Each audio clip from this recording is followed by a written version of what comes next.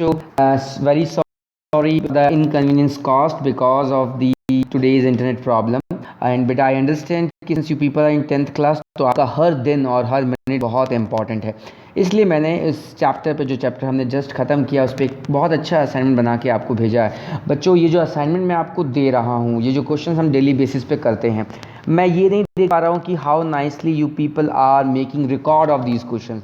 देखिए, बहुत ज़रूरी है जो भी हम टेस्ट करते हैं, जो भी मैं आपको असाइनमेंट देता हूँ, आप एक प्रॉपर नोटबुक में उन सबको सॉल्व करके रखें।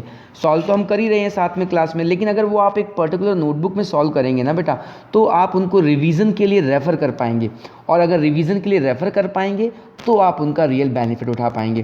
तो ये जो मैंने आपको आज असाइनमेंट दिया था, और मैं एक बार वो असाइनमेंट आप लोगों के साथ डिस्कस कर लेता हूँ, और थोड़ा स्पीड से डिस्कस कर रहा हूँ बिकॉज यूट्यूब पे बड़े वीडियोस को अपलोड करने में प्रॉब्लम होती है, तो मैं सोच रहा हूँ कि छोटा वीडियो बनाऊँ मैं।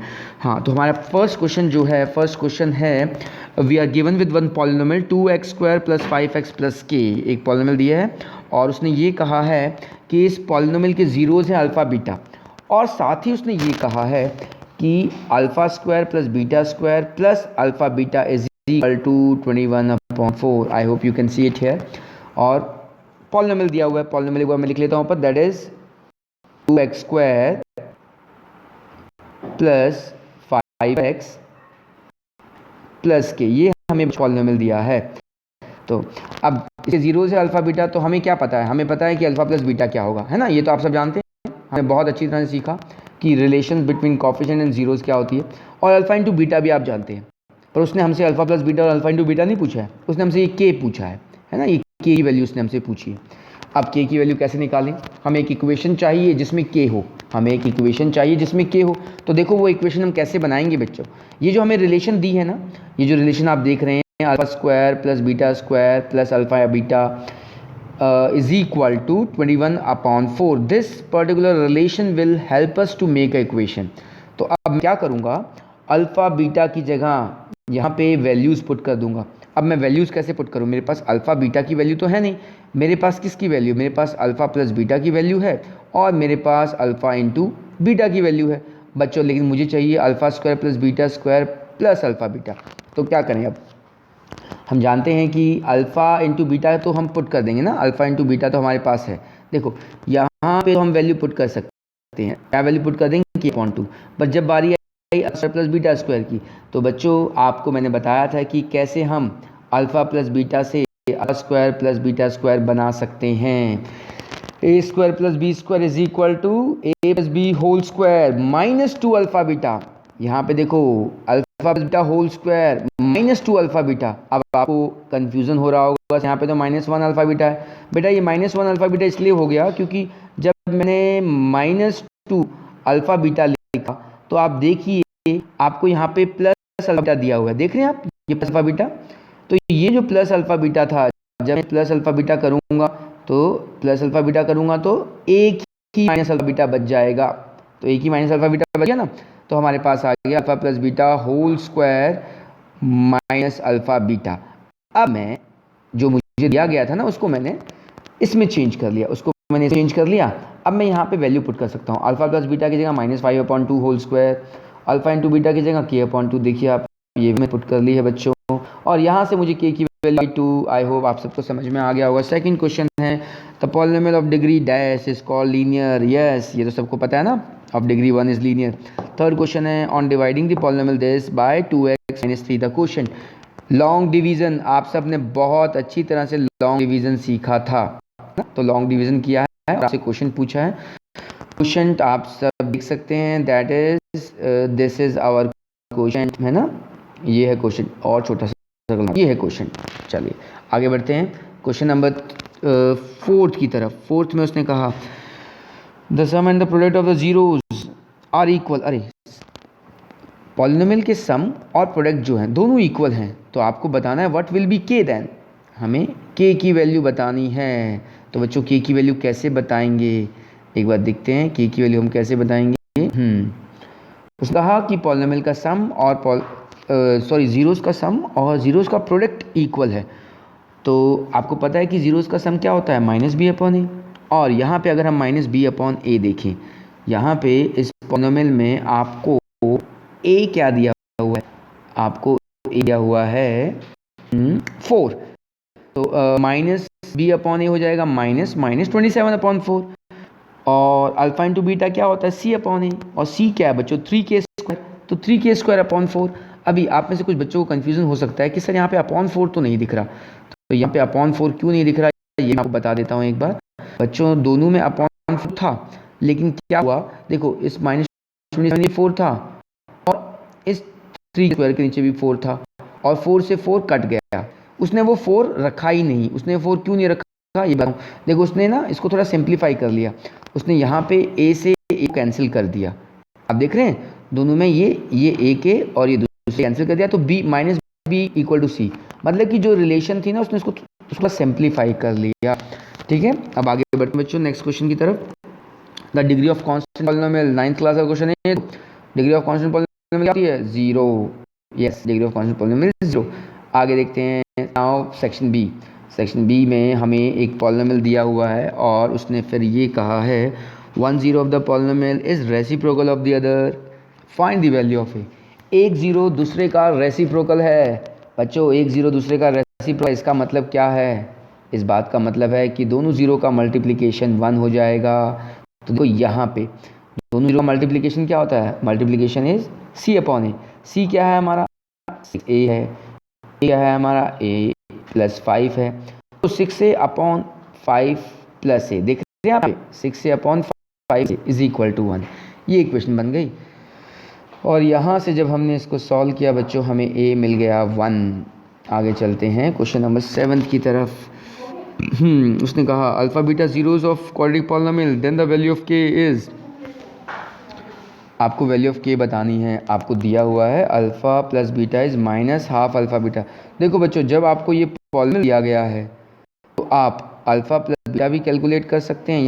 यहाँ पे प्लस बीटा की वैल्यू पुट कर देंगे, यहाँ पे अल्फ़ा इंटू बीटा की वैल्यू पुट कर देंगे, और आपको यहाँ से एक इक्वेशन बन जाएगी k के अंदर। और जब उस k के अंदर जो इक्वेशन है जब हम उसको सॉल्व करेंगे तो हमें k की वैल्यू मिल जाएगी। ये आ गई k की वैल्यू 7। चलिए अब चलते हैं नेक्स्ट क्वेश्चन की तरफ, क्वेश्चन नंबर 8। और क्वेश्चन नंबर 8 क्या है देखते हैं। Here come question number 8। Question number 8 में उसने कहा आपको वेरीफाई करना है कि ये जो 3 नंबर दिए हैं ये पॉलिनोमियल 0 हैं। और पॉलिनोमियल 0 का मतलब क्या होता है, 0 पॉलिनोमियल क्या होता है, it is a real number for which value of polynomial is 0। तो अगर मुझे ये चेक करना है कि ये जो 3 नंबर दिए हैं, ये जो 3 नंबर दिए हैं ये मेरे पॉलिनोमियल के 0 हैं, अगर मुझे ये चलना है तो मैं देखूंगा कि मेरे पॉलिनोमियल की वैल्यू इन 3 नंबरों पे क्या आ रही है। देखो इसने 2 पे वैल्यू चेक करी, देख रहे हैं आप, ये इसने वैल्यू चेक करी और 2 पे वैल्यू आ गई 0, है ना।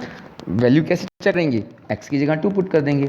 फिर इसने बच्चों 1 पे वैल्यू चेक करी, ये देखो 1 पे चेक करी और 1 पे वैल्यू 0, तो हो गया ना, ये वेरीफाई हो गया कि 2 और 1 इस पॉलिनोमियल के 0 हैं।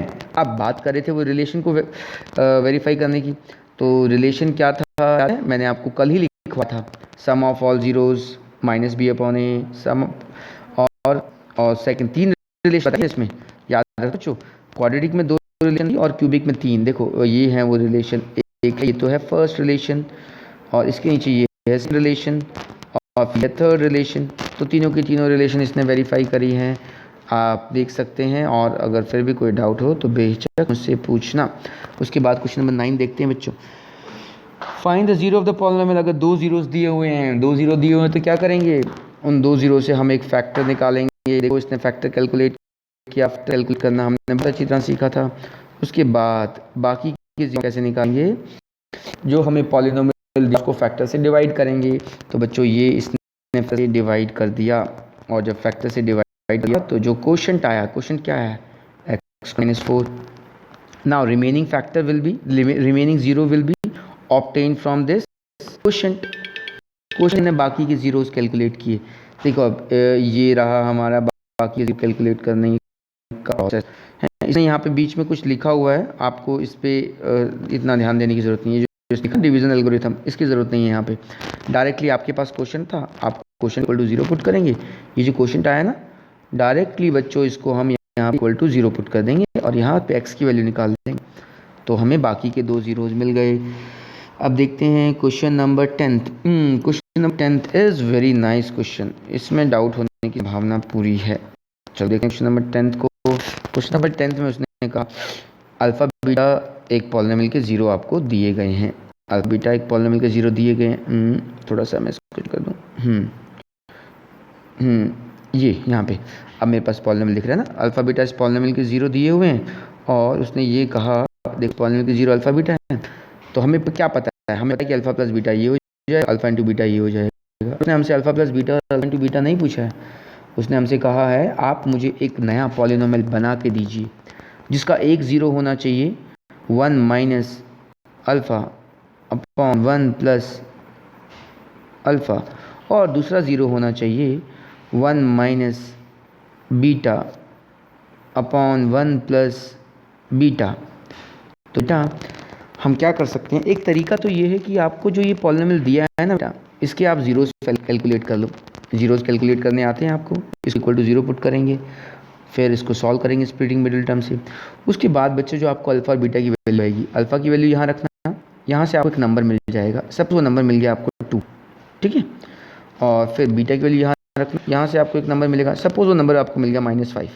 मैंने सिर्फ सपोज़ किया ये, ठीक है, आपको कुछ और नंबर मिल सकता है।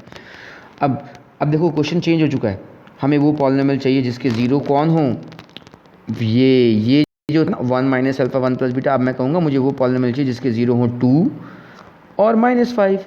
तो आपको ज़ीरोज़ दिए हुए हैं और आपको पॉलिनोमियल बनाना है। तो ज़ीरोज़ से पॉलिनोमियल बनाने का तरीका हमने फार्मूला पढ़ा था ना, मैं उसी फार्मूले पे आपको लेके चलता हूँ। तो वो फार्मूला यूज़ करेंगे। क्या था वो फार्मूला? फार्मूला था, एक बार दिखाता हूँ आपको मैं, ये देखिए ये रहा फार्मूला।